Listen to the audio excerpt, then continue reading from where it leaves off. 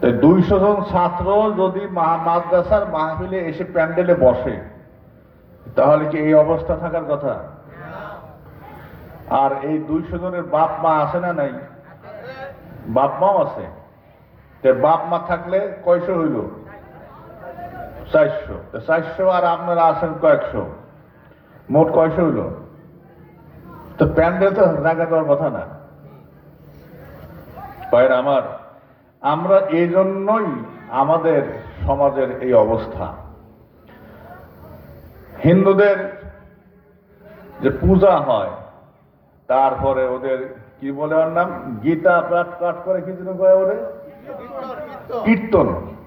কীর্তন হয়, সেখানে ওরা যায় কি যায় না? কিন্তু আমরাও যাই কি যাই না? আপনারা যান না মনে হয়, হ্যাঁ? কেউ যায় না? তা আপনারাও যান। সেখানে গেলে সব হয় কেমন? হ্যাঁ, কয় কি উল্টাটা করে, গুনাহ হয়। তাই গুনার জায়গা কি মানুষ যায়? তারপরও আমাদের মুসলিম ভাইয়েরা যায়, ঠিক কিনা? খবরদার, হিন্দুদের সাথে আমাদের ভালো সম্পর্ক থাকবে, ওটা সামাজিক রিলেশন, সামাজিক সম্পর্ক থাকবে, কিন্তু আত্মিক কোন সম্পর্ক আমাদের সঙ্গে থাকবে না। ওদের কোনো অনুষ্ঠানে আমরা যেতে পারবো না। অনেকেই এবার বড় পূজায় গেছিল, গিয়ে দোয়াদায়ী নিয়ে আসছে, সামনে নির্বাচন, দোয়াদায়ী নিয়ে আসছে, তাদের নির্বাচনে ভোট বেশি পাওয়া যায়। দেখি ওরা কেমন ভোট পাওয়া, দেখা যাক নাকি বলে। কিন্তু বেধর্মী মুশরিক, তাদের সাথে আমাদের কোনো সম্পর্ক নাই। কে বলেছেন? আল্লাহ বলেছেন, লা ইয়াত্তাখিযুল মুমিনুনাল কাফিরিনা আউলিয়া মিন দুনিল মুমিনুন। আল্লাহ রাব্বুল আলামিন বলেন, লা ইয়াত্তাখিযুল মুমিনুনাল কাফিরিনা আউলিয়া মিন দুনিল মুমিনিন। মুমিন বান্দা আরেকটা মুমিন বান্দা ব্যক্তি ছাড়া কোন কাফের বান্দাদের সাথে কোন রকম কোন ওলি বানাবে না, বন্ধু বানাবে না। একজন মুমিন বান্দা যদি বন্ধু বানাইতে হয়, তাহলে সে আরেকজন মুমিন বান্দার সঙ্গে মুমিন বান্দাকেই সে ওলি বানাবে, বন্ধু বানাবে। কিন্তু খবরদার, খবরদার, আল্লাহ নিষেধ করেছেন, খবরদার, খবরদার, কোন বিধর্মী মুশরিক, মাজুসি, অগ্নি উপাসক, মাজুসি, হিন্দু, খ্রিস্টান, এদের সঙ্গে তোমাদের কোন বন্ধুত্ব আল্লাহ রাব্বুল আলামিন হারাম করে দিয়েছে। তাহলে মনে হয় আপনারা পারবেন, এই গাজীপুরের এদিকের মানুষ পারবে নাকি? কন খবরদার, এই হিন্দু, খ্রিস্টান, এদের সাথে আমাদের কোনো সম্পর্ক নাই। হ্যাঁ, তারা সামাজিক জীব, সামাজিক জীব হিসাবে তাদের সাথে আমাদের একটা সম্পর্ক থাকতে পারে। কি জীব হিসাবে ভুল বুঝবেন না কথাগুলি, জানি না এর আগে সমস্ত কথা আলোচনা হয়েছে কিনা, আমারে ভুল বুঝবেন না। আমি তার মানে বলতেছি না যে হিন্দুদের সাথে মারামারি করতে, তা বলতেছি না। কিন্তু তাদের সাথে আমাদের কোনো বন্ধুত্ব আল্লাহ নিষেধ করেছেন। সুবহানাল্লাহ বলবেন না? কিন্তু কিন্তু তারা সামাজিক জীব, তারা আমাদের প্রতিবেশী, সেই হিসাবে, প্রতিবেশী হিসাবে সে হক তারা পাবে। তাদের সাথে আমাদের কোনো ঝামেলা নাই, কোনো জ্ঞানদান নাই, কোনো সমস্যা নাই। কিন্তু বন্ধু বানানো যাবে না। বানানো যাবে না। ভাইরা আমার, মাদ্রাসার মাহফিলের আগের আসা দরকার ছিল মাদ্রাসার ছাত্রদেরকে, তারপরে আসার দরকার ছিল মাদ্রাসার ছাত্রের গার্জিয়ান, যারা বাপ মা আছে, এদেরকে আসা দরকার ছিল। তারপরে আপনাদের হক, কারণ হলো তারা যে মাদ্রাসায় তাদের ছেলে মেয়েদেরকে লেখাপড়া করায়, আল্লাহ রাব্বুল আলামিন, তার রাসূল এবং তারা হাবিব রসুলের যারা বন্ধু আসহাব যারা ছিলেন তারা কি বলে গেছেন তাদের সম্পর্কে, তাদের সম্মানটা কত বড়, ইসলামে তাদের সম্মানটা কত বড় দেওয়া হয়েছে, সেই সম্পর্কে জানার প্রয়োজন আগে ছাত্রদের ছিল, ঠিক কিনা? ছাত্রদের গার্জিয়ানের ছিল, তারপরে তার প্রতিবেশী, তারপরে তার প্রতিবেশী, তারপরে তার প্রতিবেশীর হক দরকার ছিল। যদি তারা আসতো, তারা অ্যাক্টিভ থাকতো, তাহলে আজকে সমাজটা সম্পূর্ণ পরিবর্তন হয়ে যেত। এখন ছেলে দিয়েছে, ছেলে পাস করবে, সার্টিফিকেট পাবে, তাহলে ছেলে আপনি দিলেন কিসের আশায়? সার্টিফিকেটের আশায়। কিন্তু ছেলে তো শুধুমাত্র সার্টিফিকেটের আশায় দরকার ছিল না, দরকার ছিল আল্লাহর নবী, বিশ্ব নবী, নবী মুহাম্মদুর রাসূলুল্লাহ সাল্লাল্লাহু আলাইহি ওয়াসাল্লাম, তিনি সূরা দারাকুতনির হাদিস, হেদায়ার বাবুল ইমামার হাদিস, আল্লাহর নবী সাল্লাল্লাহু আলাইহি ওয়াসাল্লাম বলেছেন, মান সাল্লা খালফা আলিমিন তাকিয়্যিন ফাকান্নামা সাল্লা খালফা নাবিয়্যিন আও কামা ক্বালা আলাইহিস সালাতু ওয়াস সালাম। আল্লাহর নবী ইরশাদ করেন, যে ব্যক্তি একজন মুত্তাকি আলেমে তাকিয়ের পিছনে নামাজ পড়ল, সে যেন একজন নবীর পিছনেই নামাজ পড়ল।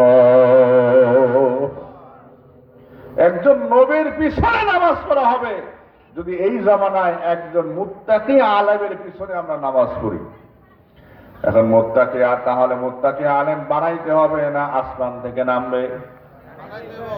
হ্যাঁ, না আসমান থেকে নামবে দুই সারিত, আসমান থেকে নামবে?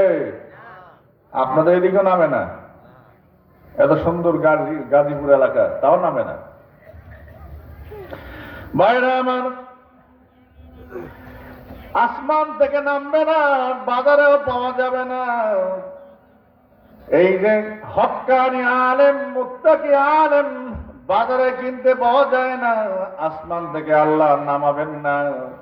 ঢাকায় পাওয়া যায় না, গাজীপুরে পাওয়া যায় না, কোন ভিআইপি মার্কেটে পাওয়া যায় না। তাহলে এই হক্কানি আলেম আমাদের ছেলে মেয়েদেরকে আমাদেরকে হতে হবে, ঠিক কিনা?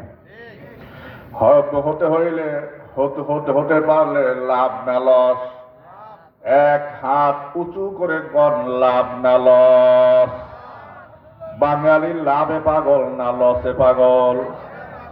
লাভে পাগল না লসে পাগল? আপনারা লাভে পাগল না লসে পাগল? আল্লাহর হাবিবের সাথ করেন, আবারও বলি, সুনানুদ দারাকুতনির মধ্যে হাদিসটি আছে। এরপরে হেদায়ার বাবুল ইমামাহ এর মধ্যেও দ্বিতীয় পৃষ্ঠায় হাদিসটি ইমাম বুরহানুদ্দিন মার্গিনানি তিনি এনেছেন। এই মার্গিনানিকে অনেকে মুরগিনানি বলে, আসলে মুরগিনানি না, মার্গিনানি, বিফাতহিল মিম, দেরায়ের মধ্যে আছে। মান সাল্লা খালফা আলিমিন তাকিয়্যিন ফাকান্নামা সাল্লা খালফা নাবিয়্যিন, যে ব্যক্তি একজন মুত্তাকি আলেমের পিছনে নামাজ পড়ল, সে যেন একজন নবীর পিছনে নামাজ পড়ল।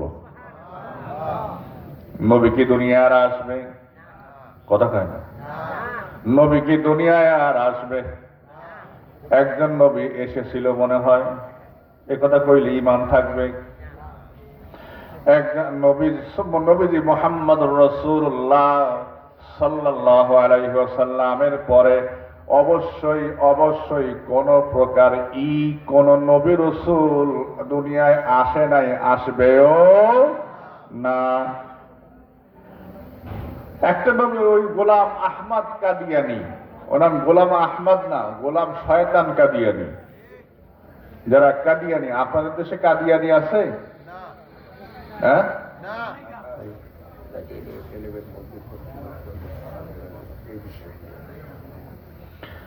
গোলাম আহমদ কাদিয়ানি, মাইকটা শুধু সুবিধা পাইলাম না। হ্যাঁ, আরে বাবা, আমি তো নড়তে পারি না। না না, পিছনে দিলে আরো সমস্যা হবে আমার। বাইরে আমার গোলাম আহমদ কাদিয়ানী সে বলল, আমি মুহাম্মদ সাল্লাল্লাহু আলাইহি ওয়াসাল্লামের পরে আমি নবী। নাউজুবিল্লাহ বলবেন না? গোলাম আহমদ কাদিয়ানী এই কথা বলার পর সে প্রচার করতে লাগলো। তার অনুসারীরা, কাদিয়ানের সেই কাদিয়ানী অনুসারীরা আমাদের দেশেও বর্তমান কিছু আছে। তারা কয় আহমাদি মুসলমান। নাউজুবিল্লাহ, আহমাদি মুসলমান না, ওরা হলো শয়তানি মুসলমান। খবরদার খবরদার, কোন মুসলমান মুহাম্মদুর রাসূলুল্লাহ সাল্লাল্লাহু আলাইহি ওয়াসাল্লামের পরে কোন নবী রাসূল বলে স্বীকার করলে, এমনকি সন্দেহ মনে মনে ধারণা করলে তার ঈমান শেষ। নাউজুবিল্লাহ বলবেন না? এই জন্য নবী মুহাম্মদুর রাসূলুল্লাহর পরে সাল্লাল্লাহু আলাইহি ওয়াসাল্লামের পরে কোন রকম কোন নবী, কোন রাসূল দুনিয়ায় আগমন করে নাই, করবেও না। কিন্তু আল্লাহ নবী বললেন, যে ব্যক্তি যে ব্যক্তি কাল কিয়ামতের পূর্ব মুহূর্তে আমি নবী মুহাম্মদুর রাসূলুল্লাহ সাল্লাল্লাহু আলাইহি ওয়াসাল্লামের ইন্তেকালের পরে যে ব্যক্তি কোনো একজন মুত্তাকি আলেমের পিছনে নামাজ পড়ল, সে যেন অবশ্যই অবশ্যই একজন নবীর পিছনেই নামাজ পড়ল। সেই মুত্তাকি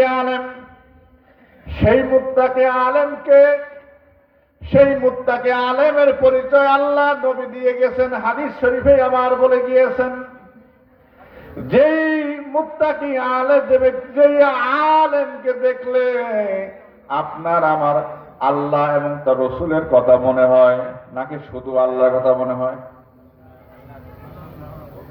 আপনারা কথা বুঝতেছেন না, নাকি আমার কথা বুঝতে কঠিন হয়? যে আলেমকে দেখলে আল্লাহ এবং তার রসুলের কথা স্মরণ হয়, ওই ব্যক্তির কথা দেখলে আল্লাহ এবং তার রসুলের কথা স্মরণ হয়, আল্লাহর নবী বলেন ওই ব্যক্তি হইল আলেমে তাকি, মুত্তাকি আলেম। এখন বর্তমানে কিছু আলেম দেখা যায় দাঁড়িয়ে দাঁড়িয়ে পেশাব করে, আছে না নাই? আছে। কিছু আলেম আছে রে, যারা দাঁড়িয়ে দাঁড়িয়ে পেশাব করে, নামাজ পড়ে না, বিড়ি সিগারেটও খায়, আছে না? আপনারা মনে হয় বিড়ি খান না, কথা কয় না। বিড়ি খান আপনারা? খবরদার বিড়ি খাবেন না। কুল্লু দুখানিন হারামুন। আল্লাহ নবী হাদিস শরীফে ইরশাদ করেছেন, ফতোয়া শামির মধ্যে আছে, কুল্লু দুখানিন হারামুন হারামুন হারামুন। প্রত্যেকটা ধূমপান হারাম হারাম হারাম। অতএব ধূমপান করলে সওয়াব হবে না গুনাহ হবে? এক হাত উঠায়া কর, সওয়াব হবে না গুনাহ হবে? আবার বলেন, সওয়াব হবে না গুনাহ হবে? অতএব বিড়ি সিগারেট বেশি বেশি করে খাবেন। কে কে একটু হাত ওঠান। কেউ নাই, এদিকে চালা গেছে। বিড়ি সিগারেট ধূমপান করবেন না, হুক্কা খাবেন। হুক্কা মনে হয় যায়, হুক্কা সেরেন তো আপনারা? হ্যাঁ, কি নাবা, ডাবা খাবেন না, সিগারেট খাবেন না, বিড়ি খাবেন না, হারাম হারাম হারাম। হাদিস শরীফের মধ্যে আল্লাহর নবী বলেছেন, কুল্লু দুখানিন হারামুন। প্রত্যেকটা দুখান, প্রত্যেকটা ধূমপান হারাম হারাম হারাম। ফতোয়া শামির মধ্যে দুররে মুখতারের ইবারত হলো এটাই, কুল্লু দুখানিন হারামুন। প্রত্যেক ধূমপান হারাম হারাম হারাম। এই দুখান শব্দের ব্যাখ্যা করতে গিয়ে দুররে মুখতারের উর্দু সরাহ গয়াতুল আওতারের তৃতীয় খণ্ডের মধ্যেই দেখবেন আছে, দুখানিন আয়ে ধোঁয়া পেনা, ধূমপান করা, ধোঁয়াপান করা, ধোঁয়াপান করা, ধোঁয়াপান করা হারাম হারাম। বিড়ি সিগারেট যারা খায়, এরা কি ধোঁয়া খায় না বিড়ি চাবায় চাবায় খায়? ধোঁয়া খায়।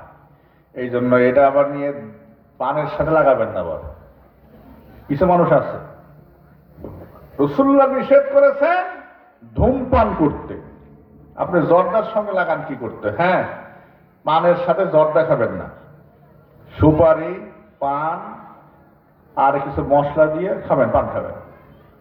মানুষ বয়স হলে মুখ দিয়ে একটা দুর্গন্ধ আসে, আসে কিনা? বয়স্করা কি বলেন? আসে। সেই দুর্গন্ধটা ঠেকানোর মতো আর কোনো উপায় নাই এই পান খাওয়া বাদ দিয়ে। আর পান খাওয়া মানেই যে জর্দা, চুন এটা দিয়ে খাওয়া তা বলতেছি না। আপনি জর্দা খাবেন না, জর্দা খাইলে আসলেই ক্ষতি।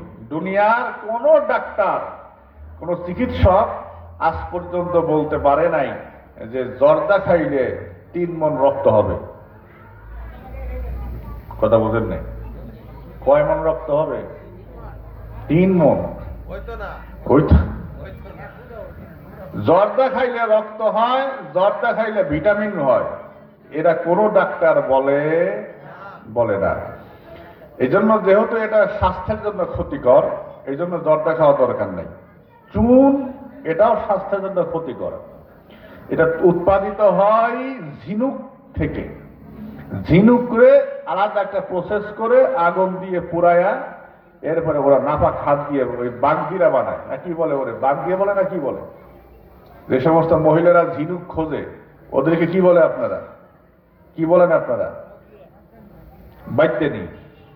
বাইতেনি ওরে কয় না, বাইতেনি তো গ্রামে গ্রামে হাঁটে, আর ওই যে কি কয়ের নাম জানি, হ্যাঁ, সিঙ্গা লাগায়, ওরে কয় বাইতেনি, কবিরাজি করে।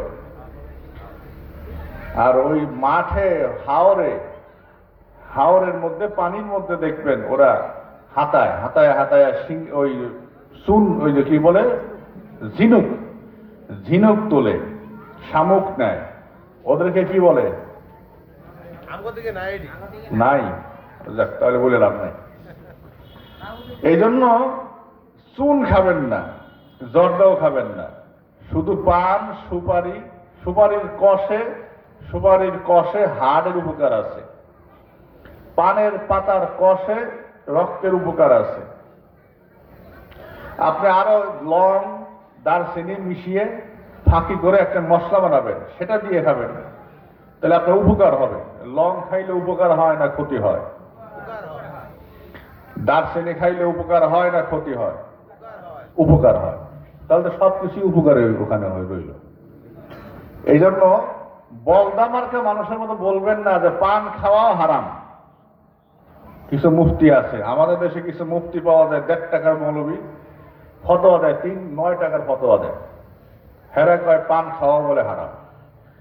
আরে পান খাওয়া মানে কি জর্দা খাওয়া নাকি? জর্দা খাইলাম না। যেমন যারা নতুন নতুন পান খাওয়া শেখে তখন কি জর্দা খায়? জর্দা খায় না, চুনও খায় না। আমি একজন আছি, আমি পান খাই মাঝে মধ্যে, জর্দা খাই না, চুনও খাই না, শুধু একটু সুপারি দিয়ে বলি যে মিষ্টি মশলা একটু দাও, দই খাই না। হ্যাঁ, এই জন্য পান খাওয়া হারাম না, তবে বিড়ি, সিগারেট, হুক্কা এটা হারাম, হারাম, হারাম। অবশ্যই সেগুলি বাদ দেবেন। রাজি আছেন? বলতেছিলাম, মা বোনতে যারা আছে, ভাইরা যারা মাদ্রাসায় পড়েন, যারা তাদেরকে আসার দরকার ছিল, আর মাদ্রাসায় যাদের ছেলে মেয়ে পড়ে তাদের দরকার ছিল, কারণ তারা জানতে পারতেন, শুনতে পারতেন যে জান্নাতের বাগানে বসলে কত আরাম। একটি হাদিস শুনাই, হযরত আবু যর গফারি রাদিয়াল্লাহু তাআলা আনহু, আল্লাহর নবীর দরবেশ সাহাবী। হযরত আবু বকর সাহাবী ছিলেন, ওমর সাহাবী ছিলেন, উসমান সাহাবী ছিলেন, আলী রাদিয়াল্লাহু তাআলা আনহুম এরাও আল্লাহর নবীর সাহাবী। হযরত আবু যর গফারি তিনিও সাহাবী। হযরত আবু যর গফারি রাদিয়াল্লাহু তাআলা আনহু আল্লাহর নবী সাল্লাল্লাহু আলাইহি ওয়াসাল্লামের অত্যন্ত আদরের একজন ধার্মিক সাহাবী, দরবেশ সাহাবী ছিলেন। সেই হযরত আবু যর গফারি রাদিয়াল্লাহু তাআলা আনহু বলেন, তাফসীরে রুহুল বায়ানের প্রথম খণ্ডের 138 পৃষ্ঠার মধ্যে ইমাম ইসমাইল হাক্কি রহমতুল্লাহ আলাইহি সে হাদিসটি এনেছেন। আগেই কোন সুবহানাল্লাহ। আপনারা আজকে মাহফিলে এসেছেন, সেই মাহফিলে আপনাদের এসে কতটুকু লাভ হয়েছে না লস হয়েছে বলেন? লাভ হয়েছে কয় বস্তা? হ্যাঁ, লাভ হয়েছে কতটুকু দেখেন। وفي حديث أبي ذر رضي الله تعالى عنه حضور مجلس علم أفضل من صلاة 1000 ركعة وعيادة 1000 مريض وشهود 1000 جنازة درجة سبحان الله। হযরত আবু যর গিফারী রাদিয়াল্লাহু তাআলা আনহু riwayat করেন, হে আল্লাহর বান্দা, আল্লাহর যদি কোন আল্লাহর বান্দা কোন ইলমের মজলিসে হাজির হয়, যেই মজলিসে কুরআন হাদিস ইজমা কিয়াসের আলোচনা হয়, সেই মজলিসকে বলে ইলমের মজলিস। এই আল্লাহর কোন বান্দা যদি কোন ইলমের মজলিসে হাজির হয়, আল্লাহ নবীর সাহাবী হযরত আবু যর গিফারী বলেন, আল্লাহ রাব্বুল আলামিন আল্লাহর ওই বান্দারে 3টি পুরস্কার দেবে। কয়টা পুরস্কার? জোরে কোন কয়টা? 3টা পুরস্কার আল্লাহ দেবেন। 1 নাম্বার পুরস্কার হইল হুদুর মাজলিসে আফজাল মিন সালাতি 1000 রাকাতিন। যে আল্লাহর বান্দা ইলমের মজলিসে হাজির হবে, ছাত্র ক্লাসে হাজির হইল অথবা ইলম মাহফিলে শ্রোতা হাজির হইল, হাজির হওয়ার সঙ্গে সঙ্গে আল্লাহ রাব্বুল আলামিন আমার আপনার আমল নামায় 1000 রাকাত নামাজের সওয়াব আল্লাহ আমারে আপনারে দিয়ে দিবে। কয় রাকাত? 1000 রাকাত। হাজির হওয়া লাগবে নাকি ওই রাস্তায় দাঁড়িয়ে থাকলে পাওয়া যাবে? এই সামিয়ানার নিচে আসতে হবে। 2 নম্বরে ওয়াইয়াদাতু 1000 মারিদিন। হযরত আবু যর গিফারী রাদিয়াল্লাহু তাআলা আনহু বলেন, 2 নম্বরে আল্লাহ রাব্বুল আলামিন 2 নম্বরে যে পুরস্কার দেবেন সেটা হলো আল্লাহ রাব্বুল যে ব্যক্তি হাজির হবে, দ্বিতীয় পুরস্কার হইল আল্লাহ রাব্বুল আলামিন তার আমল নামায় 1000 অসুস্থ ব্যক্তিকে সেবা করলে যে সব আল্লাহ, সেই সব আল্লাহ তার আমল নামায় দান করবে। 3 নম্বর ওয়াশুহুদু 1000 জানাজা। হযরত আবু যর গিফারী রাদিয়াল্লাহু তাআলা আনহু বলেন, শোনো, আল্লাহর যে বান্দা ইলমের মজলিসে হাজির হয়, কোরআন হাদিসের মজলিসে হাজির হয়, আল্লাহ রাব্বুল আলামিন আর ওই বান্দাকে 3 নম্বর আরেকটি পুরস্কার দেবেন। সেটা হলো আল্লাহ রাব্বুল আলামিন তার আমল নামায় 1000 জানাজার নামাজে হাজির হওয়ার সওয়াব আল্লাহ তার আমল নামায় দিবে। এবার 1000 জানাজায় কতটুকু সওয়াব হয়? হ্যাঁ, সওয়াব কি জিনিস? হযরত বুখারীর হাদিস আর সহিহ ইবনে খুজাইমার হাদিস।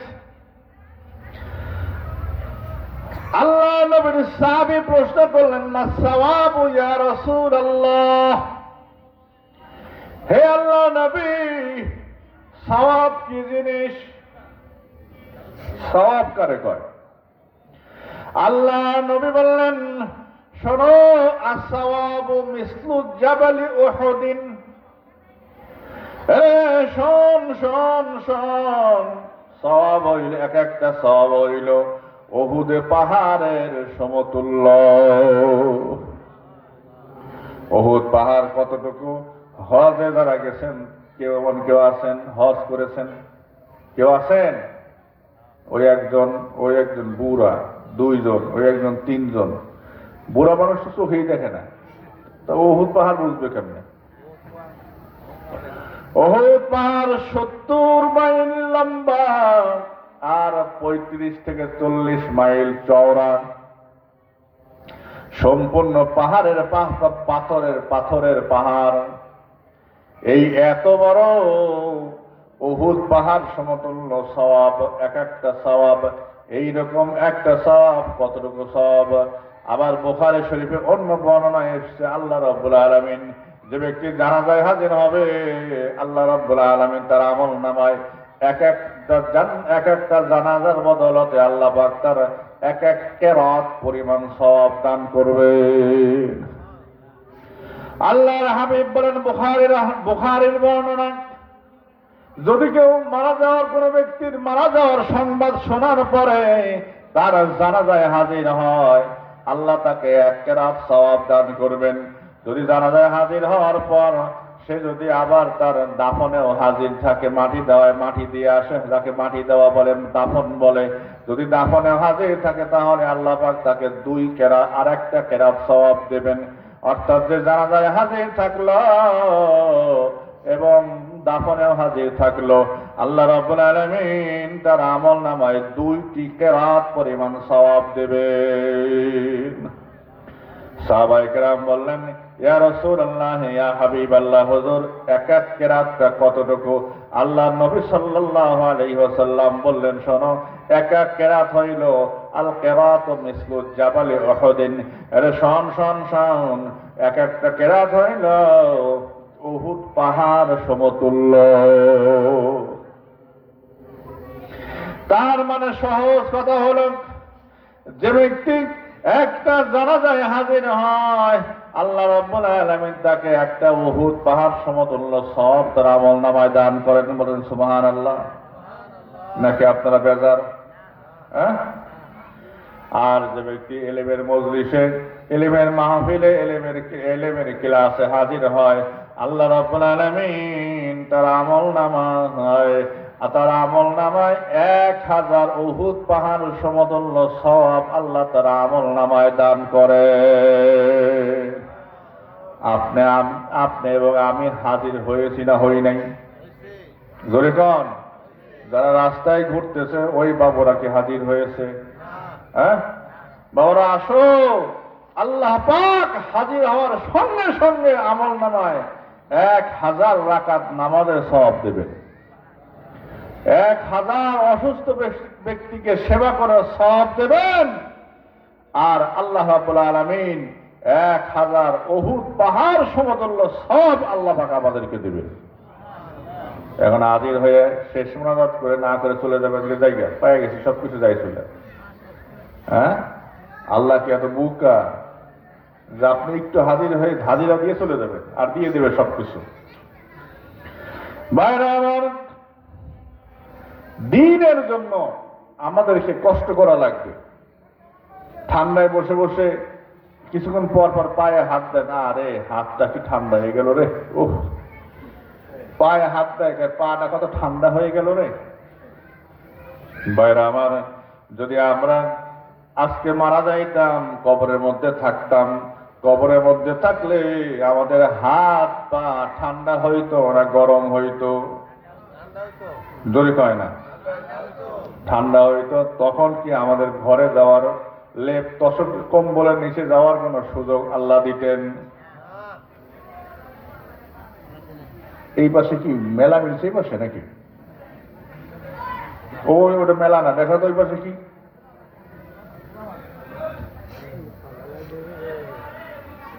মায়েরা আমার,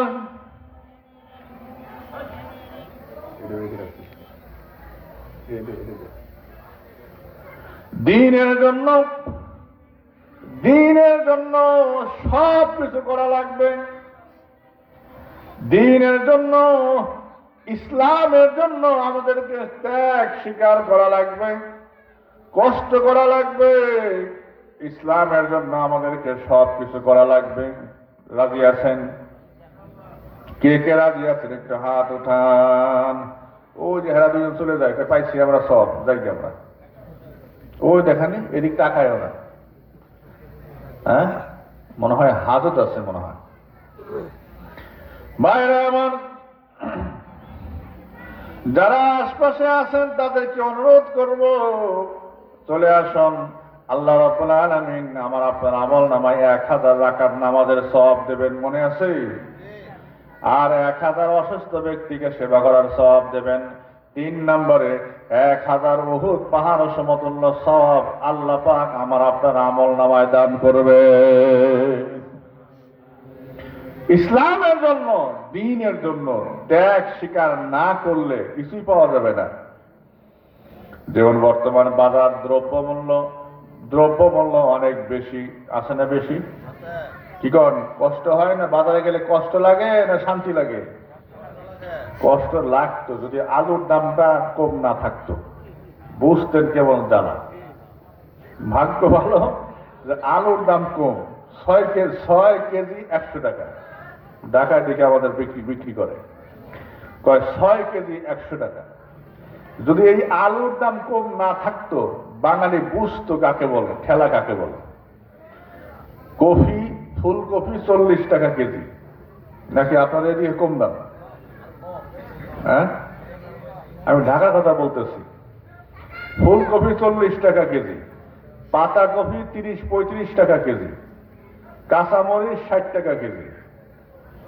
বুঝতেন কেমন যে 30,000 টাকা বেতন পাই, 40,000 টাকা বেতন পাই, মাসে বাজার 20 দিন করার পরে 8 টাকা নেয়। এখন কি করবেন? এই জন্য ইসলামের জন্য আমাদেরকে সব কিছু ত্যাগ করা লাগবে। ত্যাগ না করলে, কিছু না দিলে কিছু পাওয়া যায় না, কিছু দিতে হবে। আল্লাহ নবীর সাহাবায়ে কেরাম দিয়েছেন। আমরা ছাত্র জীবনে আমাদের উস্তাদ এই উসুলে বাজদাবি আলিয়া মাদ্রাসায় কামেল ফিক গ্রুপে পড়ায়।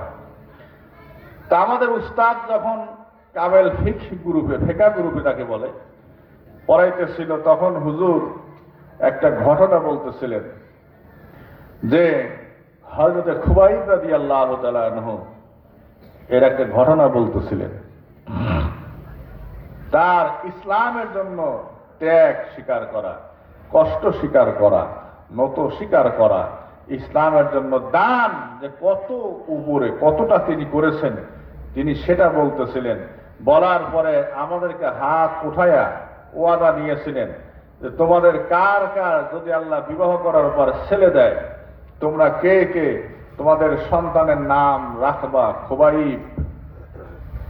তখন আমি গুনাহগার, আমি মনে মনে নিয়ত করেছিলাম যে হ্যাঁ, যদি আমার আল্লাহ একটা সন্তান দেয় নাম রাখবো খুবাইব।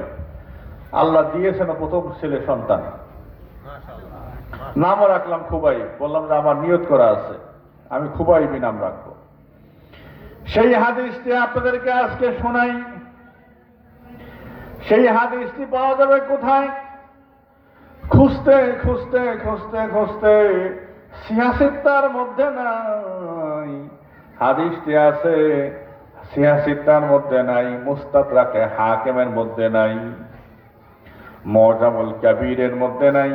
ইমামে তাবরানী রাহমাতুল্লাহ আলাইহি সে হাদিসটি এনেছেন মুআজামুল আওসাতের মধ্যে। সুবহানাল্লাহ বলবেন না?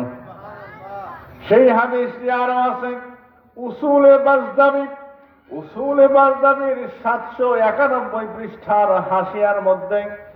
হাদিস খুবাইবিন আন নাওফাল বিন মুআবিয়াহ আদ-দাইলি قال لما صلى خبيب الركعتين حملوه الى الحبشه خشبه فأوثقوه ربدا ثم قالوا له ارجع عن الإسلام قال لا والله لا أفعل ولو أن لي ما في الأرض جميعا قال فجعلوا يقولون له ارجع عن الإسلام وهو يقول لا والله لا أرجع أبدا فقالوا له واللات والعزى لئن لم تفعل لنقتلنك قال إن قتل في الله لقليل ثم قال اللهم إني لا أرى هاهنا إلا وجه عدو وليس هاهنا أحد يبلغ رسولك عني السلام فبلغه أنت عني السلام وقال حدثني أسامة بن زيد عن أبيه أن رسول الله صلى الله عليه وسلم كان جالسا مع أصحابه إذ قال وعليه السلام ورحمة الله فقيل له في ذلك فقال هذا জিবরিল ইউকরিউনি সালামা মিন খুবাইবিন, জোরে জোরে কোন সুবহানাল্লাহ। এই হাদিসটি এখানে সংক্ষেপে দেওয়া। আমার সাথে এই কিতাবটি আছে, আর মুআজামুল আওসাতের মধ্যে আরেকটু লম্বা, আর ইতিহাসের কিতাবে আরো লম্বা করে হাদিসটি দেওয়া আছে। আমি 3 কিতাব থেকে একসাথে করে বলি, নাকি বলেন? আমরা মনে হয় রাগ করতেছেন, মাঝে মাঝে 2-1 দেখি চলে যায়। হ্যাঁ, পেশাবের ব্যাপার আছে। হ্যাঁ হ্যাঁ, পেশাব তো চাপ দেয়, ও আর তো কিছু মানে না। হযরত খুবাইব রাদিয়াল্লাহু তাআলা আনহু, হযরত খুবাইব রাদিয়াল্লাহু তাআলা আনহু তিনি যখন ইসলাম কবুল করলেন, ইসলাম কবুল করার পরে তার ইসলাম গ্রহণের কথা তার চাচা চাচিরা জেনে গেল, তার বাড়ির প্রতিবেশীরা জানল। জানার পরে তারা বলল, খুবাইব, বলে হ্যাঁ। তুমি কি ইসলাম কবুল করেছো, গ্রহণ করে নিয়েছো? বলে হ্যাঁ। আরে খুবাইব, তুমি ইসলাম কবুল করেছো ভালো, তবে ইসলাম কবুল এখন ছেড়ে দাও, ইসলামকে ত্যাগ করো। যদি ত্যাগ না করো তাহলে তোমার উপরে এখন নির্যাতন করা হবে, আমরা তোমারে মারব, আমরা তোমাকে কষ্ট দেব। রে খুবাইব, তুমি ইসলাম ত্যাগ করো। হযরত খুবাইব রাদিয়াল্লাহু তাআলা আনহু বললেন, না না না, আমি ইসলাম ত্যাগ করব না, আমি ইসলাম ত্যাগ করব না। আমি ইসলাম গ্রহণ করেছি, আমার কাছে ভালো লাগে, পছন্দ হয়, এই জন্য আমি ইসলাম গ্রহণ করেছি, আমি ত্যাগ করব না। কাফেররা বলল, তাহলে আমরা তোমাদেরকে কষ্ট দেব, তোমার উপর নির্যাতন করব, তোমার উপরে তোমাকে হত্যা করব। হযরত খুবাইব রাদিয়াল্লাহু তাআলা আনহু বললেন, শোনো, তোমাদের যা ইচ্ছা মনে চায় তোমরা করতে পারো, কিন্তু আমি কোনোদিন ইসলাম আমি ত্যাগ করব না। হযরত খুবাইব রাদিয়াল্লাহু তাআলা আনহুকে কাফেররা রাতের বেলায় পরামর্শ করে, কাফের লিডাররা আসলো। কাফের লিডাররা এসে হযরত খুবাইব রাদিয়াল্লাহু তাআলা আনহুকে সিদ্ধান্ত নিল, খুবাইব আমরা এখনই হত্যা করব না। খুবাইব তো আমাদের কাছে অত্যন্ত প্রিয় মানুষ, তার কোনো অন্য খারাপ কাজ নাই, তার তো অন্য কোনো খারাপ বেতাল কোনো রেকর্ড নাই, খারাপ কোনো রেকর্ড নাই। অতএব আমরা খুবাইব রাদিয়াল্লাহু তাআলা খুবাইবকে আমরা হত্যা করব না। খুবাইব রে আমরা এখনই হত্যা করব না। খুবাইবকে আমরা একটা কাঠের একটা বাক্স বানাই, একটা বাক্স বানাই, একটা তার বাক্স বানাইয়া সেই বাক্সের মধ্যে সে লম্বা হয়ে শুইতে পারবে না, লম্বা হয়ে দাঁড়াইতেও পারবে না, ভালোভাবে বসতেও পারবে না। সে হাঁটু ভেঙে সেই বাক্সর মধ্যে সে শুয়ে শুয়ে থাকবে, সে শুয়ে শুয়ে থাকবে, তাকে খাবার দেব না। এই অবস্থায় খুবাইবকে আমরা 1 মাস সেই বাক্সের মধ্যে আটকায় রাখবো। সবাই সিদ্ধান্ত গ্রহণ করলো যে হ্যাঁ, এটাই ঠিক আছে। এইবার তারা একটা কাঠের বাক্স বানাইলো, বুঝতেছেন? হ্যাঁ, লম্বা হয়ে শোয়া যাবে না, পা গুছায় রাখবে। আবার তার লম্বা হয়ে শুইতে পারবে না, দাঁড়াইতেও পারবে না, বসতেও পারবে না। হযরত খুবাইব রাদিয়াল্লাহু তাআলা আনহু এইভাবে করে রাখা হবে, খাবার দাবার দেওয়া হবে না, না খেয়ে রাখা হবে। আবার রাখা হবে অন্ধকার ঘরের মধ্যে, আলো বাতাসও দেওয়া হবে না, দরজা জানালা আটকে রেখে অন্ধকারের মধ্যে সে বাক্সকে রাখা হবে। সবাই সিদ্ধান্ত নিল হযরত খুবাইবকে সেভাবে রাখা হবে। হযরত খুবাইব রাদিয়াল্লাহু তাআলা আনহুকে ধরে আনা হলো। ধরে এনে হযরত খুবাইব রাদিয়াল্লাহু তাআলা আনহুকে বাক্সের মধ্যে ঢুকানো হলো। নাউজুবিল্লাহ। বাক্সের মধ্যে ঢুকাইয়া বাক্সকে তালা মেরে আটকে এইবার বাক্সকে রাখা হলো একটা অন্ধকার ঘরের মধ্যে। অন্ধকার ঘরের মধ্যে রাখা হলো। হযরত খুবাইব রাদিয়াল্লাহু তাআলা আনহু আহা উহু কিছুই করলেন না, কোনো নিষেধ করলেন না, কোনো বাধা দিলেন না, কোনো কম্প্রোমাইজ করলেন না। হযরত খুবাইব রাদিয়াল্লাহু তাআলা আনহুকে সে বাক্সের মধ্যে ঢুকাইয়া ওই ঘরের মধ্যে আটকে রাখা হলো, কোনো খাবার দাবার দেওয়া হয় না। যে বাড়িতে আটকে রাখা হলো, 1 সপ্তাহ পর ওই বাড়ির মহিলা সে দরজা খুলে দেখতে গেল যে খুবাইব বেঁচে আছে না মারা গেছে। বলেন তো, 1 সপ্তাহ যদি আমাদেরকে না খেয়ে রাখা হয় তাহলে কি আমরা মরে যাব না বেঁচে থাকবো? কিও আপনারা কি করবেন? স্বাস্থ্য ভালো হবে? হ্যাঁ, বাড়িওয়ালার স্ত্রী তিনি গিয়ে দেখলেন হযরত খুবাইব রাদিয়াল্লাহু তাআলা আনহুর শরীর আর ভালো, তার সামনে কিছু অমৌসুমী ফল, অমৌসুমী বোঝেন, মৌসুমহীন ফল তার সামনে হযরত খুবাইব রাদিয়াল্লাহু তাআলা আনহু সেই ফলগুলি নিয়ে তিনি বসে আছেন। এই কাপটা দিয়ে যাও, এটা ঠান্ডা হয়ে গেছে। সবাই একটু জিকির করেন, লা ইলাহা, রিল্যাক্স নাই, লা ইলাহা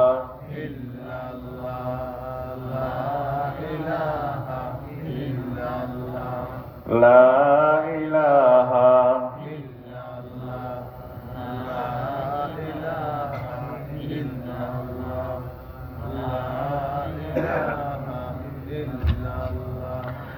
লা ইলাহা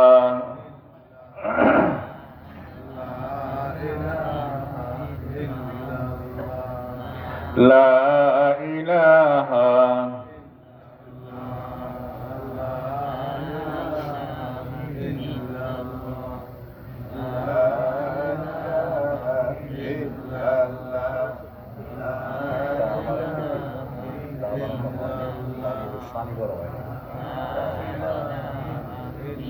পানিটা উতলায়া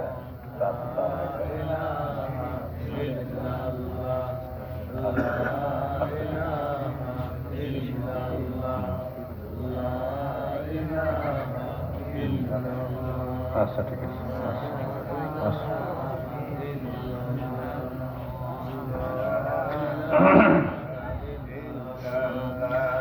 ও লা ইলাহা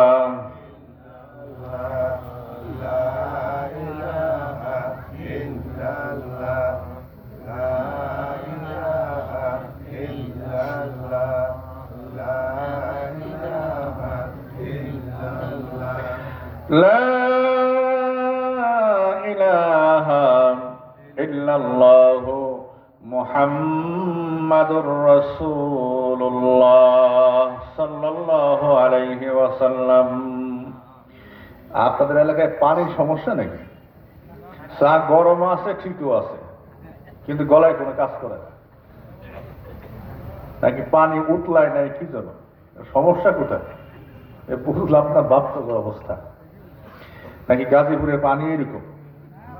গাজীপুরের পানি হলো সবচেয়ে ভালো পানি। এই ভালো পানি তো এই সিমটম। ভাইরা আমার, আমরা শুনতেছিলাম যে ইসলামের জন্য সব কিছু আমাদের ত্যাগ করা লাগবে। যদি খালিস মুখলিস না হই, ত্যাগ না করে নিষ্ঠাবান না হই, আল্লাহ দেবেন না, কোনো কিছুই ঠিক মতো দেবেন না। দেখেন, কয়েকদিন আগে ভূমিকম্প গেল, ভূমিকম্পের উৎস মানে যেখান থেকে তৈরি হয়েছে সেটা কোথায়? এই আপনাদের বাড়ির কাছে, এই যে এখানে, এই যে এখানে উঠে ঝাঁকি একটা দিছে। যদি আর কয়েকটা ঝাঁকি দিত, দেখতেন কি অবস্থা হইত। আল্লাহ রাব্বুল আলামিন আমাদেরকে এই ঝাঁকি দিয়ে শিখাইলেন, এই সাবধান হ, সাবধান হ, সামনে কিন্তু আছে ঝাঁকি, আরো আছে। আগামী কয় তারিখে যেন আরো আছে, এটা জানেই না। এরা শহর গ্রামে আছে তো আরামে আছে। কয় তারিখে যেন আরেকটা আছে সামনে। ভাইরা আমার, এই জন্য আমাদের সব কিছু ইসলামের জন্য ছাড়তে হবে। নামাজ পড়তে গেলে শীতকাল, ফজরের নামাজ পড়তে গেলে কষ্ট লাগে আমাদের, লাগে কি লাগে না? কিন্তু আল্লাহ পাক আমাকে আপনাকে সব কিছু দিয়েই তো বাঁচিয়ে রেখেছেন। আল্লাহ পাক আমাদের সকলকে ফজরের নামাজ পড়ার তৌফিক আল্লাহ দান করুন, বলুন আমিন। ভাইরা আমার, হযরত খুবাইব রাদিয়াল্লাহু তাআলা আনহু কে দেখার জন্য বাড়িওয়ালার স্ত্রী যখন দরজা খুললেন, দরজা খোলার পর দেখতে পাইলেন ঘরের মধ্যে খুবাইব রাদিয়াল্লাহু তাআলা আনহুর সামনে অমৌসুমী ফল ফ্রুটস দিয়ে ভরা। ওই মহিলা জিজ্ঞাসা করলেন, রে খুবাইব, তোমার সামনে এই ফল ফ্রুটের নাস্তা তোমার কে পাঠাইল? হযরত খুবাইব রাদিয়াল্লাহু তাআলা আনহু বিনা চিন্তায়, টেনশন ছাড়া, কোন রকম কোন দ্বিধা ছাড়াই হযরত খুবাইব রাদিয়াল্লাহু তাআলা আনহু বললেন, হাযা মিন ইনদিল্লাহ, আরে শোনো, এই ফল আমার আল্লাহর কাছ থেকে আল্লাহ রাব্বুল আলামিন পাঠিয়েছে।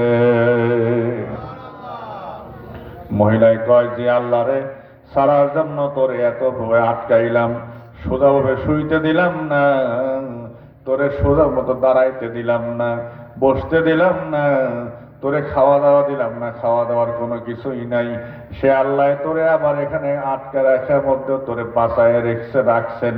তুই বলিস আবার তোর খাবারও দেয়, বুঝলাম না ব্যাপারটা। এই কথা বলে মহিলা রেগে রেগে চলে গেল। আবার খুবাইব রাদিয়াল্লাহু তাআলা আনহুর ঘরের দরজা আটকায় দিয়ে, বাক্সের দরজা আটকায় দিয়ে তিনি চলে গেলেন। আল্লাহ খাবার দেওয়া বন্ধ করে দেবে কি কম চাচা? ভাইরা আমার, হযরত খুবাইব রাদিয়াল্লাহু তাআলা আনহু তিনি আবার আটকা পড়ে রইলেন। আবার এক সপ্তাহ পরে আবার তাকে দেখতে এলো, কাফের মুশরিক নেতারা দেখতে এলো। এসে দেখে হযরত খুবাইবের কি অবস্থা, চলো আমরা দেখে আসি। এসে দেখতে পাই হযরত খুবাইবের সামনে অমৌসুমী সুস্বাদু ফল। হযরত খুবাইব রাদিয়াল্লাহু তাআলা আনহু তিনি আগের চাইতে আরো সুঠাম দেহের অধিকারী। ওরা মনে মনে বলে, কিরে সে তো ঘুমাইতে পারবে না, ঘুমাইতে পারে না, খাইতে পারে না, খাওয়া দাওয়া দেওয়া হয় না, তার স্বাস্থ্য এত ভালো মনে হয় কেন? হযরত খুবাইব রাদিয়াল্লাহু তাআলা আনহুকে জিজ্ঞাসা করে, খুবাইব রে, তোরে খাওয়ায় কে, আর এই সুন্দর নাস্তা তোরে কে দিল, একটু বলবা? হযরত খুবাইব রাদিয়াল্লাহু তাআলা আনহু বললেন, শোনো, এটা আমার আল্লাহ আমারে দেয়। কাফেররা জিজ্ঞাসা করলো, দৈনিক কয়বার দেয়, নাকি বিকালেই দেয়? হযরত খুবাইব রাদিয়াল্লাহু তাআলা আনহু তখন বললেন, না, একবার না, দুইবার না, আমার আল্লাহ আমার দৈনিক 3 বেলা এই খাবারের ব্যবস্থা আল্লাহ আমাকে করে দেয়। হযরত খুবাইব রাদিয়াল্লাহু তাআলা আনহুর স্বাস্থ্য আগের চাইতে ভালো না খারাপ? ভালো স্বাস্থ্য দেখে কাফের লিডাররা গল্প করে, বুদ্ধি করে, দেখ দেখ দেখ, এই খুবাইব রে এইভাবে করে মারা যাবে না, আটকে রেখে কষ্ট দেওয়া, কষ্ট তো সে কষ্ট পাবে না, আর তার আল্লাহ তাকে সুন্দর ব্যবস্থা তাকে করে দিয়েছে। অতএব তার চল নিয়ে চলো, তাকে আমরা নিয়ে হাত পা পিলারের সঙ্গে বাঁধবো, পিঠ পোড়া করে বেঁধে দূর থেকে পাথর মারব, পাথর মেরে তাকে দুনিয়া থেকে আমরা শেষ করে দিব। হযরত খুবাইব রাদিয়াল্লাহু তাআলা আনহুকে নিয়ে যাওয়া হলো, নিয়ে যাওয়া হচ্ছে মরুভূমির মধ্যে, পাথর মেরে তাকে শেষ করে দেওয়া হবে। হযরত খুবাইব রাদিয়াল্লাহু তাআলা আনহুকে নিয়ে যায়, আর তখন তার আশপাশের লোকজন বলে, রে খুবাইব, একবার তুমি মুহাম্মদ সাল্লাল্লাহু আলাইহি ওয়াসাল্লামের বিরুদ্ধে বলো, তুমি একবার বিরুদ্ধে বলো, তোমাকে আমরা মাফ করে দেব, মাফ করে দিয়ে তোমাকে আমরা হাজার লক্ষ কোটি টাকার মালিক বানিয়ে দেব, সুন্দর জীবন যাপন করবা, সুন্দর করে জীবন যাপন করবা, তুমি লাল জীবন যাপন করবা, তোমার কোনো চিন্তা থাকবে না, কোনো টেনশন থাকবে না। হযরত খুবাইব রাদিয়াল্লাহু তাআলা আনহু বললেন, শোনো, আল্লাহর কসম করে বলি, এইরকম একবার নয়, দুইবার নয়, তিনবার নয়, হাজারো বার যদি আমাকে এর চাইতে সুন্দর জীবন দেওয়া হয়, তাহলে আমি আল্লাহ নবীর বিরুদ্ধে একটি কথাও আমি বলবো না। আজকে আমাদের সমাজের মানুষ সবের আশায়, হক কথা প্রচারের আশায় আল্লাহ নবীর বিরুদ্ধে কথা বলে, ঠিক কিনা? সে যে কথা বিরুদ্ধে কথা বলতেছে সে সেটাই বুঝে না। যেমন মনে করেন এই যে বাউল আবুল সরকার, এটা আবুল সরকার না, এটা হলো আবাল সরকার। এই বলদা কি বলছে জানেন? হ্যাঁ, কই আল্লাহর কথার কোনো গোয়া মাতা পাই না। নাউজুবিল্লাহ বলবেন না? আল্লাহরে বোকা দিলে, আল্লাহ নবীর শানে খারাপ কথা বললে আপনার মজা লাগে? জোরে বলেন। কোন মুসলমান, কোন ইমানদারের মজা লাগবে না। সে কয় আল্লাহর কথার কোনো গোয়া মাতা পাইলাম না। আসলে কথাটা হলো রসুলের, বলদায় কয় আল্লাহর কথা। যাই হোক, বলছে, সে যা বলছে তাই বলতেছে। যেমন আল্লাহ এক জায়গায় বলেছেন, আউয়ালু মা খালাকাল্লাহুল ইশকা, আল্লাহ সর্বপ্রথম ইশক সৃষ্টি করেছেন। তারপরে আল্লাহ অন্য জায়গায় বলেন, আউয়ালু মা খালাকাল্লাহু নূরি, আল্লাহ সর্বপ্রথম আমার নূরকে সৃষ্টি করেছেন। আচ্ছা, আর এক জায়গায় বলে আউয়ালু মা খালাকাল্লাহুল মা, আল্লাহ সর্বপ্রথম পানিকে সৃষ্টি করেছেন। আচ্ছা, আবার আর এক জায়গায় বলেন আউয়ালু মা খালাকাল্লাহুল মা তিন, আল্লাহ সর্বপ্রথম মাটিকে সৃষ্টি করেছেন। আচ্ছা, তো এই দেখো না, চার জায়গায় চারই কথা বলে। এই কথা কোনো গোয়া মাতা আছে? আপনারা কি করেন? আপনারা করেন হয় এটাই তো ঠিক আছে, ঠিকই তো বেশি। হ্যাঁ ভাইরা আমার, এটা হলো আল্লাহ নবীর কথা। আবার আমাদের সমাজে এক ধরনের মানুষ আছে, তারা বলে আউয়ালু মা খালাকাল্লাহু নূরি, আল্লাহ সর্বপ্রথম আমাকে নূর, আমার নূরকে আল্লাহ বানিয়েছেন। এটা হলো মাউজু হাদিস। আমি মাউজুর মধ্যে যাইতেছি না, না, এটা সহিহ কথা, এটা হাদিস। ইমাম তবরানি, ইমাম তবারি সবাই বর্ণনা করেছেন। যাই হোক ভাইরা আমার, এই জন্য আল্লাহ রাব্বুল আলামিনের হাবিব নবী মুহাম্মদুর রাসূলুল্লাহ সাল্লাল্লাহু আলাইহি ওয়াসাল্লাম, তিনি এই একটা কথা, একটা প্রথম আউয়ালুল খালক, প্রথম সৃষ্টির ব্যাপারে ৮-৯টা রিওয়ায়াত পাওয়া যায়। তাই বলে আল্লাহ নবীর ৮-৯টা কথা বাতিল, একটা কথা ধরবেন আর কথা যে বাতিল তাও না। এই কথাগুলির সমাধান দিতে হইলে আলেম হওয়া লাগবে। শুধু আলেম না, আলেমের তাকি হওয়া লাগবে। ধরে বলেন, কি হওয়া লাগবে? শুধু আলেম না, আলেমের তাকি? মুত্তাকি আলেম হওয়া লাগবে। মুত্তাকি আলেম না হইলে এই আবাল সরকারের মতো প্যাচ লাগাইয়া দেবে। যেমন মনে করেন ইসলামের ইতিহাসের মধ্যে আমরা পড়েছিলাম, ইসলামের ইতিহাস নিয়ে অনার্স মাস্টার্স করা কেউ আছে? কেউ আছেন এখানে? কেউ? ইসলামের ইতিহাসে একটা গোলমাল পেঁচানো আছে।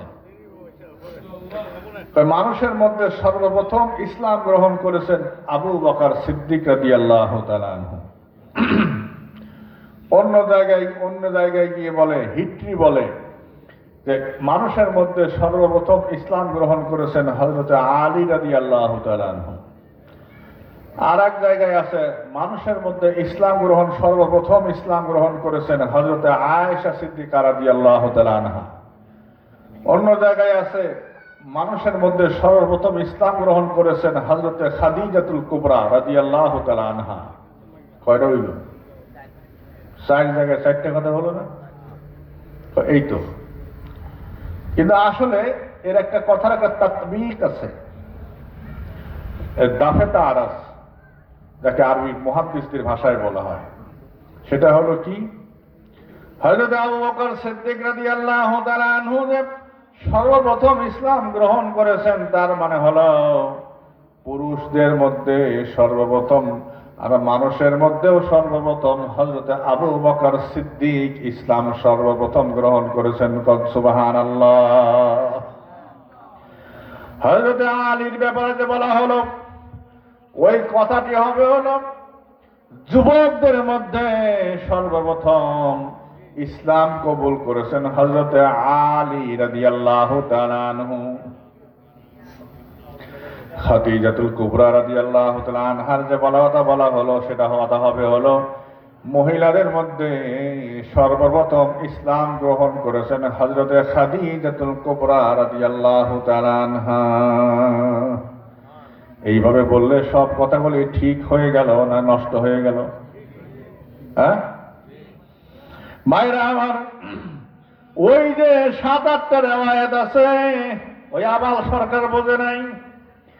ওই 7-8টা রেওয়ায়াতের তাতবিক বুঝতে আলেমে তাকি হওয়া লাগবে, জাইয়্যিদ মুহাদ্দিস হওয়া লাগবে। কি লাগবে কিনা? হ্যাঁ, দাফে তারস করার মতো ইলম থাকা লাগবে। যার দাফে তারস করার মতো ইলম নাই, সে ব্যক্তি তো ওই যে এই যে কুরআন বুঝবে, বলবে আল্লাহর কথার গুয়া মাথা বুঝলাম না। নাউজুবিল্লাহ, নাউজুবিল্লাহ। এরা শাতেমে রাসূল, শাতেমে লিল্লাহ, আল্লাহর শানে শাতেম, আল্লাহ রসুলের শানে শাতেম। এদেরকে হত্যা করা এদেরকে ওয়াজিব। আল্লাহ এবং তার রসুলের শানে কোনো কথা, বাজে কথা বলা চলবে না। তুমি বোঝো নাই, তুমি চুপচাপ থাকো, জাননেওয়ালাকে জিজ্ঞাসা করো যে ভাই আমি এটা বুঝলাম না। হাদিসের ব্যাপার জাইয়্যিদ মুহাদ্দিস যারা আছেন তাদের কাছে জিজ্ঞাসা করো যে আমি ব্যাপারটা বুঝলাম না। আমি বলবো, আগে না বললে তো আমি অন্যদিকে চলে যাই। আউয়ালু মা খালাকাল্লাহু নূরি, এই যে আল্লাহর নবী বলেছেন আল্লাহ রাব্বুল আলামিন সর্বপ্রথম আমার নূরকে সৃষ্টি করেছেন। এটা বলেছেন হলো ওই সময় যে আল্লাহ রাব্বুল আলামিন তামাম সৃষ্টির প্রথম সৃষ্টি কি? আল্লাহ রাব্বুল আলামিনের হাবিব বলেছেন তামাম সৃষ্টির প্রথম সৃষ্টি হইল নবী মুহাম্মদের নূর, আমার নূর। আবার বলেছেন তাহলে প্রথম আসমান সৃষ্টি হইল কয়? হ্যাঁ, প্রথম আসমানের মধ্যে সর্বপ্রথম সৃষ্টি কি?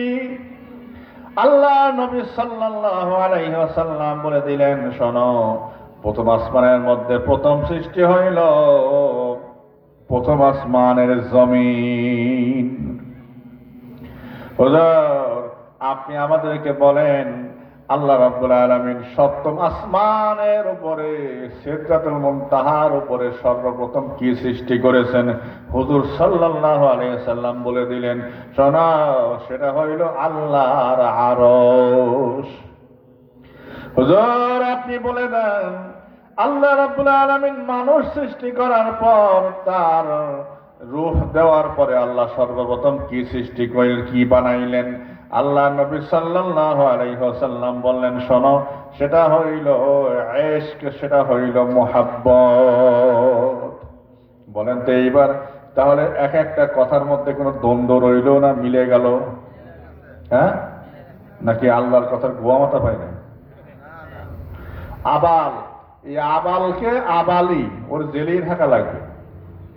আবার কয় কি জানেন ওই শয়তানে? আবার একটা ভিডিও পাইলাম, শয়তানে বলতেছে কুল আউযু বিরাব্বিন নাস, মালিকিন নাস, ইলাহিন নাস, মিন শাররিল ওয়াসওয়াস ইউওয়াসওয়াসু নাস, মিনাল জিন্নাতি ওয়ান নাস। এই এক সূরার মধ্যে এত বারবার নাসে নাসে নাসে, তার মানে মানুষ আল্লাহ নাচতে কইছে? কথা কয় না? গরিবের নাউযুবিল্লাহ, নাউযুবিল্লাহ না কইলে গুনাহ হবে। আল্লাহ আসলে কি নাচ মানে মানুষ, নাচ মানে কি নাচা? নাচ মানে হলো মানুষ। আল্লাহ বলেছেন কুল আউযু বিরাব্বিন নাস মালিকিন নাস ইলাহিন নাস মিন শাররিল ওয়াসওয়াসিল খান্নাস আল্লাযী ইওয়াসওয়িসু ফী সুদুরিন নাস মিনাল জিন্নাতি ওয়ান নাস। আল্লাহ কয় কি আর ওরা বানায় কি? এই বদমাইশ গুলো এইরকম আরো অনেক কথা আছে, বানায় বানায় বলে। এ বাবা, আল্লাহর এক একটা কথার এক একটা অর্থ আছে না নাই? নাকি আল্লাহ ভেজাল লাগানো কথা বলেছেন? কয় গোয়া মাথা নেই, মানে আগা মাথা নেই। আল্লাহ হলো আহকামুল হাকিমিন, আল্লাহ হইলেন মহান হাকিম, আল্লাহ হইলেন মহান বিজ্ঞ। আল্লাহ রাব্বুল আলামিনের কথার মধ্যে কোনো দ্বন্দ্ব, কোনো অসামঞ্জস্য নাই, ঠিক কিনা ভাইরা আমার? হযরত খুবাইব রাদিয়াল্লাহু তাআলা আনহু তিনি বললেন, না না না না না, তোমরা যতই বলো আমি কথা আমি জানি, আমি জানি, আমি ছাড়ব না। আমি আমার আল্লাহরে, আমি আমার নবীরে একটু গালি দিয়ে বকা দিয়ে কথা বলতে পারবো না। আমি ইসলাম ছাড়তে পারবো না, আমি ইসলামের বিরুদ্ধে কথা বলতেও পারবো না, আল্লাহর নবীর বিরুদ্ধে কথা বলতে পারবো না, আমি আল্লাহর বিরুদ্ধেও কথা বলতে পারবো না। কোশ্চেন গেল আমার পক্ষে সম্ভব নয়। তাহলে খুবাইবটা, তাহলে তুমি রেডি হও। আচ্ছা রেডি। কি হবে? হযরত খুবাইব রাদিয়াল্লাহু তাআলা আনহুকে নিয়ে যাওয়া হলো, নিয়ে একটা মাঠের মধ্যে একটা পিলারের সঙ্গে হাত পিছনে নিয়ে বান্ধা হলো, পা পিছনে মোছার দিয়ে নিয়ে পিলারের সঙ্গে বান্ধা হলো। আচ্ছা, বেঁধে নিয়ে হযরত খুবাইব রাদিয়াল্লাহু তাআলা আনহুকে পাথর ছুঁড়ে ছুঁড়ে মেরে হত্যা করে ফেলবে, শহীদ করে ফেলবে। হযরত খুবাইব রাদিয়াল্লাহু তাআলা আনহু বললেন, আমার একটু শেষ সময় দাও। বলে কি?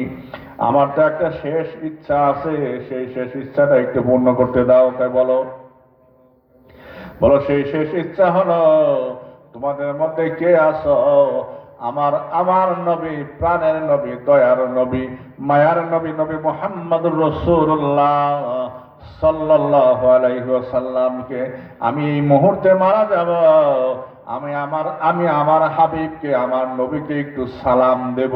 কি দেব? সালাম দেব। সেই সালামটা আমার নবীর দরবারে পৌঁছায়া দিবা। কি কে রাজি আছো? লা ইলাহা ঠান্ডা হয়ে গেছে। লা ইলাহা, পানি না, পানি খেলে কিছু বলো। লা ইলাহা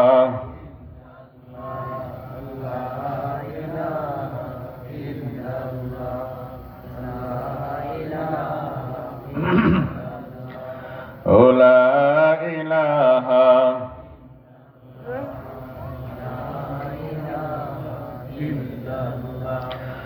লা ইলাহা ইল্লাল্লাহু মুহাম্মাদুর রাসূলুল্লাহ সাল্লাল্লাহু আলাইহি ওয়াসাল্লাম। সম্মানিত ভাইয়েরা, হযরত খুবাইব রাদিয়াল্লাহু তাআলা আনহু বললেন, আমার সালাম পৌঁছায় দেওয়া লাগবে। কে আছো? একজনে কি আমার সালাম পৌঁছায় দিতে পারবেন? কেউ হাত ওঠায় না, কারণ সেখানে সবগুলি তো কাফের, সবগুলি তো মুশরিক। হযরত খুবাইব রাদিয়াল্লাহু তাআলা আনহু তিনি বাতাসকে বলেন, বাতাস তুমি যাও যাও যাও, আমার সালামটা আমার নবীর দরবারে পৌঁছায়া দিয়ে আসো। হযরত নাওফল বলেন, হযরত নাওফল রাদিয়াল্লাহু তাআলা আনহু রওয়ায়াত করেন, আমি দেখেছি আমরা আল্লাহ নবীর দরবারে বসেছিলাম, আল্লাহ নবীর দরবারে বসে থাকা অবস্থায় হঠাৎ করে আল্লাহ নবী বললেন ওয়া আলাইকা ওয়া আলাইহিস সালাম। যদি আপনারে আমারে একজন সালাম দেয়, সে বলে হুজুর ভাই অমুকে আপনাকে সালাম দিয়েছেন, তাহলে সালামের জবাবটা আপনি কিভাবে দেবেন? হ্যাঁ, ওয়ালাইকুম আসসালাম, তো ভালো সোজা কথা হয়ে গেল। ওয়ালাইকা ওয়ালাইহিস সালাম, কি বলতে হবে? ওয়ালাইকা ওয়ালাইহিস সালাম। আমরা কি কব না, আমি বললাম না কিছু, মুখে অন্য একটা কথা চলে আসছিল, বললাম না। একটু লেখাপড়া করবেন, মুসলমান হয়েছেন কিছু শিখবেন। শুধু মসজিদে গিয়ে ইমাম সাহেব আল্লাহু আকবার, বুজুর্গ ইমাম সাহেব যা কয় করুক, আমি আল্লাহু আকবার কইছি, মিয়া এরে কি মুসলমান বলে? হ্যাঁ, কত মানুষ কবরে দিয়ে মাটি দেওয়া লাগে কয় হাত দিয়ে? হ্যাঁ, 2 হাত একসাথে করে নাকি এক হাতে আর এক হাতে? মরছি রে, এইবার কাম সারছে ওইসে। গাজীপুরের মানুষ কত ভালো আমার বোঝা হয়ে গেছে, আল্লাহ করা। একটু শিখবেন, একটু শিখবেন। ছোটবেলায় ওই সকালবেলায় বাচ্চাদেরকে মক্তবে পাঠাবেন। আপনার দেশে মক্তব নাই? মক্তবে পাঠাবেন। মক্তবের হুজুররা আবার কেমন সেটাও খেয়াল করেন, সেটা যদি আরো বড় ফাঁকিবাজ না হয়। একটা ভালো হুজুরের কাছে ছেলে মেয়েদেরকে পড়াবেন, আর মাদ্রাসায় পড়াবেন। মাদ্রাসায় দিলে শুধু হবে না, মাদ্রাসায় শিক্ষক ভালো আছে কিনা সেটাও দেখে নেবেন। মাটি দেওয়ার পদ্ধতি ওই রকম না, আমি বললাম না কিরকম পদ্ধতি, আপনারা লজ্জা পাবেন আপনারা। হ্যাঁ, ওই যে আমার কইতেছে কালেকশন করার জন্য, মানে সময় শেষ, আমি আমার মূল আলোচনা যাইতেই পারলাম না। একটা আয়াত তারা বলে, নবী সাল্লাল্লাহু আলাইহি ওয়াসাল্লাম আল্লাহ কোরআনে সূরা আহকাফের মধ্যে বলেছেন, আল্লাহর হাবিব আল্লাহ পাক বলেন কুল মা কুনতু বিদআম মিনার রুসুল। আল্লাহ পাক বললেন হাবিব আপনি বলে দেন আমি কোনো নতুন রসুল নই। আমার পূর্বে অনেক রসুল এসেছেন, আমার পরেও অনেক রসুল আসবেন, তাই নাকি?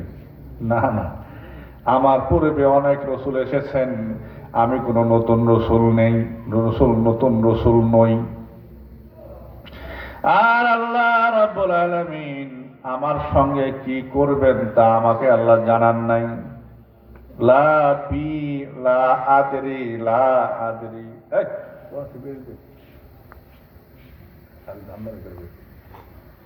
এগুলা না দাম দিলে ঠিক থাকে না। আল্লাহ পাক বলেন ওমা আদরি মা ইউফআলু বি ওয়ালা বিকুম, আর আল্লাহ আমাকে জানান নাই আমার হাতে কিরূপ করা হবে এবং তোমাদের সাথে কিরূপ করা হবে, তা আল্লাহ আমাকে জানান নাই। অর্থাৎ কাল কিয়ামতের ময়দানে আল্লাহ রাব্বুল আলামিন আমাদের সাথে এবং তোমাদের, আমার সাথে এবং তোমাদের সাথে কিরূপ করা হবে আল্লাহ তা আমাকে জানান নাই। এই ওয়াজ আমাদের দেশে বেশি চলে না কম চলে? আরে এই আয়াত দিয়ে একসময় তাফসীর করে করে জ্বালায় ফেলছে এলাকা, তাই না? আমি সংক্ষেপে বলি, কথা বলার সময় তো নাই, সংক্ষেপে বলে দিই, এক কথায় শেষ। এই কথা অনেক কথা ছিল। আমি তো মনে করছি গাজীপুরের মাহফিল, আমি তো বুক কাঁপতেছে আমার, যে এখানে হাজার হাজার আলেম ওলামা থাকবে, লোকজন থাকবে, সেখানে কথা বলা লাগবে সাবধানতার সাথে। এখানে এসে দেখি কয়েকটা না কয়েকজন বসে দিস, রাগ করলেন নাকি আপনারা? ভাইরা আমার, কিন্তু গাজীপুরের এই অবস্থা কেন? আবাদ নাই, মনে হয় আবাদ নাই। আল্লাহ রাব্বুল আলামিনের এই আয়াতটা মানসুখ। এখন মানসুখ কারে কয়? মানে এইটা বুঝাইতে গেলে আবার আমার যাওয়া লাগবে শুরুতে। এটা বুঝলে হুজুর, এই হুজুর বুঝে, এটা বাইসেন্স হল না আপনি? প্রভাষক এই হুজুরের কাছে বুঝিয়ে দেবেন। আমি এই হুজুরের দায়িত্ব দিয়ে গেলাম। মানসুখ এই আয়াতটা রহিত, আয়াতটা রহিত হয়ে গেছে। রহিত আয়াত নিয়ে তোমার আমার এত টানাটানি কেন? ইরশাদুস সারি, এই যে ইরশাদুস সারি, ইরশাদুস সারির মধ্যে ইমামে কাস্তাল্লানি রাহমাতুল্লাহ আলাইহি তিনি স্পষ্ট বলে দিয়েছেন এই আয়াতটা মানসুখ। অর্থাৎ নুসিখাত যালিকা, তো এই আয়াতটা মানসুখ হয়ে গেছে। উমদাতুল কারি বদরুদ্দিন আইনি রাহমাতুল্লাহ আলাইহি তিনি বলতেছেন এই আয়াতটা মানসুখ, রহিত হয়ে গেছে। তা তোমার আমার এই আয়াত নিয়ে এত টানাটানি কেন? ফাতহুল বারির মধ্যে ইবনে হাজার আসকালানি রাইসুস সুররাহ তিনি বলতেছেন আয়াতটি মানসুখ। তো সে মানসুখ আয়াত নিয়ে তোমার আমার এত টানাটানি কেন, এত ওয়াজ কেন? ঠিক কিনা? মানসুখ মানে রহিত। আল্লাহ পাক এক আয়াতকে রহিত করে দিয়ে তার সাথে ভালো বা তার মতো আরেকটি আয়াত আল্লাহ অবতীর্ণ করেন। মা নানসাখ মিন আয়াতিন আও নুনসিহা নাআতিম বিখাইরিম মিনহা আও মিসলিহা। আয়াতটা ঠিক আছে রে না ভুল বলছি? আল্লাহ রাব্বুল আলামিন বলেন, আমি যখন কোন আয়াতকে রহিত করি আর হে রাসূল, অথবা যখন আমি আপনার কোন আয়াতকে ভুলিয়ে দেই, হায় হায় শেষ হয়ে গেছে, কাম সারছে, আর অনুবাদ করার সময় নেই। ভাইরা আমার, না আপনাদের যে সিস্টেম সেই সিস্টেমে চলা ভালো। ভাইরা, এই মাহফিলটি প্রতি বছরে হোক, আপনারা চান? তাই প্রতি বছরে লোকজন কম হোক, তাও চান? না হ্যাঁ